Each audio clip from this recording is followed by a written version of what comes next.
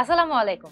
আজকের ক্লাসে আমরা IELTS লিসেনিং এর ম্যাপ এবং ডায়াগ্রাম লেবেলিং নিয়ে আলোচনা করব। একদম প্রথমে আপনাদেরকে যদি একটু ব্যাকগ্রাউন্ড দিয়ে দিই, আপনারা স্লাইডেই দেখতে পাচ্ছেন ম্যাপ লেবেলিং এ সাধারণত বা ডায়াগ্রাম লেবেলিং এ আমাদেরকে সাধারণত একটি ছবি দেওয়া হয়ে থাকে, একটি ম্যাপ দেওয়া হয়ে থাকে বা একটি জায়গার ছবি দেওয়া হয়ে থাকে এবং আমাদেরকে বলা হয় যে ওই জায়গাতে যেই যেই জায়গাগুলো ব্ল্যাঙ্ক রয়েছে, একটা ম্যাপে বিভিন্ন জায়গা দেখবেন লেবেল করা থাকবে, কিছু কিছু লেবেল লেখা থাকবে, কিছু কিছু লেবেল আবার ব্ল্যাঙ্ক থাকবে।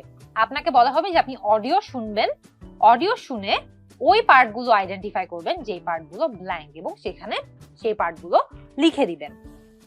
অনেক সময় দেখা হয় যে কিছু কিছু ম্যাপে আপনাকে লিস্ট অফ ওয়ার্ডস দেয়া হয়ে থাকে বা শব্দের একটি লিস্ট দেয়া হয়ে থাকে, আপনাকে অডিও শুনে সেই শব্দের লিস্টের থেকেই শব্দ বেছে নিয়ে ম্যাপটা পূরণ করতে হয়। অন্যান্য ক্ষেত্রে আপনাকে জাস্ট গ্যাপ দেওয়া থাকবে, কোনো লিস্ট অফ ওয়ার্ডস দেওয়া থাকবে না, সেখান থেকেই আপনাকে অডিও শুনে শুনে ওই গ্যাপগুলো পূরণ করতে হবে। আমরা যদি ম্যাপ লেবেলিং নিয়ে কিছু দ্রুত টিপস দেখে নিই তাহলে কি হতে পারে। একদম প্রথমে আপনি যখন ম্যাপ লেবেলিং আপনার সামনে দেখবেন বা ডায়াগ্রাম লেবেলিং দেখবেন, আপনার এটাই এইম হবে যে আপনি এটা কিসের ম্যাপ সেটা আইডেন্টিফাই করবেন। হয়তোবা এটা একটি জায়গার ম্যাপ, তাহলে নিশ্চয়ই যে লেবেলগুলো থাকবে সেগুলো ওই জায়গার ভিতরেই কিছু কিছু জিনিসের লেবেল হবে। এটা এমনও হতে পারে যে এটা একটি প্রসেসের ম্যাপ বা প্রসেসের ডায়াগ্রাম। অনেক সময় দেখা যায় যে কোনো একটা সাইকেল, ধরেন ওয়াটার সাইকেল, রেইন বা ধরেন কোনো ধরনের প্রসেসের একটা সাইকেল আপনাকে ছবিতে দিয়ে দেওয়া হয় এবং আপনাকে বলা হয় যে অডিও শুনে বিভিন্ন লেবেলগুলো পূরণ করতে। তো কিসের ম্যাপ সেটা একদম প্রথমে আইডেন্টিফাই করবেন। দ্বিতীয়ত এটা আইডেন্টিফাই করুন যে আপনাকে যে ব্ল্যাঙ্ক স্পেস গুলো দেওয়া হয়েছে এর নাম্বারগুলো কোথায় লোকেটেড। সাধারণত গ্যাপের অডিওগুলো অডিও ক্লিপের সিকোয়েন্সেই থাকে, মানে গ্যাপে মনে করেন 1, 2, 3, 4, 5 এভাবে করে একটা ছবির মধ্যে যদি বিভিন্ন ব্ল্যাঙ্ক দেয়া থাকে তবে যেটা হবে হচ্ছে আপনি যে অডিও শুনছেন, অডিওতে প্রথমের অ্যান্সারটা প্রথম দিকে থাকবে, তারপরে 2 আসবে, তারপরে 3 আসবে, 4 আসবে এবং তারপরে 5 আসবে। অডিওর সিকোয়েন্সেই আপনি আনসারগুলো খুঁজে পাবেন।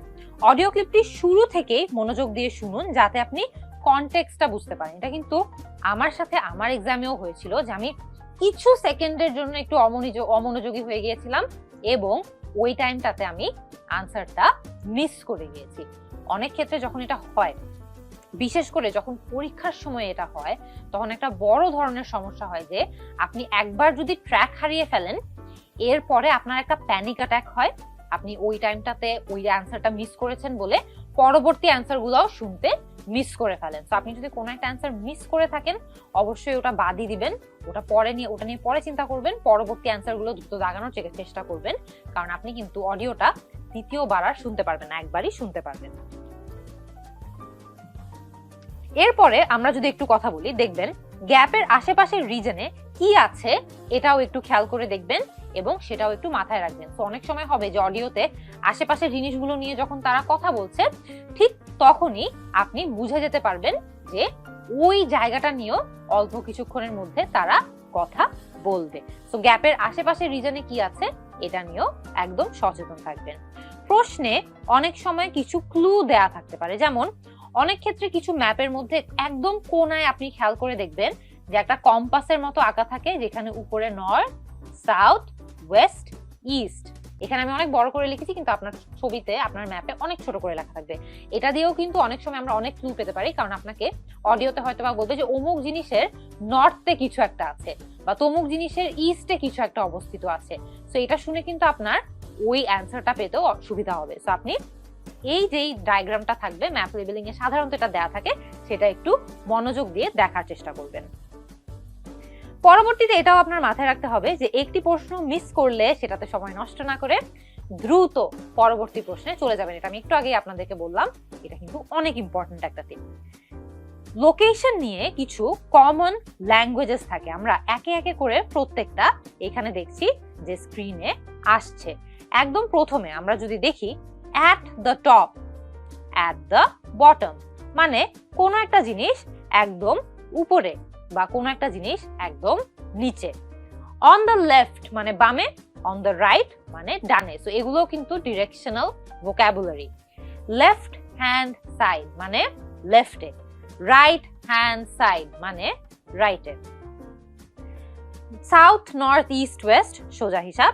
সাউথ ইস্ট, এই যে আমাদেরকে যে ডায়াগ্রামটা দেওয়া থাকবে যেমন নর্থ, সাউথ, ওয়েস্ট, ইস্ট, এইখানে সাউথ ইস্ট ডিরেকশন হচ্ছে এরকম একটা জায়গায়, তারপরে সাউথ ওয়েস্ট ডিরেকশন হচ্ছে এরকম একটা জায়গায়, নর্থ ইস্ট ডিরেকশন হচ্ছে এরকম একটা জায়গায় এবং নর্থ ওয়েস্ট ডিরেকশন হচ্ছে এরকম একটা জায়গায়। তো আপনাদেরকে কিন্তু এগুলো নিয়েও ভালো ধারণা রাখতে হবে। টু দ্য নর্থ মানে একটা জিনিসের টু দ্য নর্থ অন্য কিছু আছে, একটা জিনিসের নর্থে কিছু একটা আছে, একটা জিনিসের সাউথে কিছু একটা আছে, একটা জিনিসের ওয়েস্টে কিছু একটা আছে, ইস্টে কিছু একটা আছে। অপোজিট একটা জিনিসের উল্টো পাশে কিছু একটা আছে। ইন ফ্রন্ট অফ একটা জিনিসের সামনে কিছু একটা আছে। বিহাইন্ড মানে পিছে কিছু একটা আছে। In the middle, in the centre একদম মাঝখানে, অ্যাবাভ বিলো উপরে অথবা নিচে। ইনসাইড, আউটসাইড একটা জিনিস ভিতরে আবার আরেকটা জিনিস বাইরে। Just beyond, a little beyond, just pass মানে অল্প একটু দূরত্বেই আছে, হয়তো বা এরকম বলতে পারবেন। The book store is just past the library মানে লাইব্রেরি থেকে একটু আগালেই আমরা বুক স্টোরটা খুঁজে পাবো। Next to, alongside, adjoining. Next to, alongside, adjoining এর মানে হচ্ছে পাশে অথবা পাশাপাশি অথবা একদম এডজেসেন্ট মানে একদম পাশে। এখন আমরা একটা স্যাম্পল ম্যাপ ড্রয়িং অ্যান্সার করার চেষ্টা করব। এখানে আপনারা স্ক্রিনে খেয়াল করে দেখছেন বলা আছে write no more than 2 words for each answer. এর মানে হচ্ছে যে দুটো শব্দের বেশি শব্দ ব্যবহার না করে এই প্রত্যেকটা ব্ল্যাঙ্কের অ্যান্সারটা পূরণ করো। আমরা দুটো শব্দের বেশি শব্দ ব্যবহার করতে পারবো না, একটা শব্দ ইউজ করতে পারবো, দুটো ইউজ করতে পারবো, কিন্তু এর বেশি ইউজ করতে পারবো না। আমরা এখন অডিওটা শুনে অ্যান্সার গুলো বের করার চেষ্টা করবো। আমাদেরকে এখানে কিন্তু বিভিন্ন ব্ল্যাঙ্ক দেওয়া আছে যেমন 15, 16 এবং 17। তো আমরা জানি যে অডিওটা কিন্তু যেই সিকোয়েন্সে যাচ্ছে আমরা ঠিক এই সিকোয়েন্সে অ্যান্সার গুলো খুঁজে পাবো। মানে আমরা 15 নম্বর ব্ল্যাঙ্কের অ্যান্সার একদম প্রথমে পাবো, 16 নম্বরটা তার ঠিক পরে পাবো এবং 17 নম্বরটা তার পরে পাবো অডিওতে। তো আমরা বেশি দেরি না করে শুরু করে দেই, দেখি যে কোনটা কোন জায়গায় রয়েছে।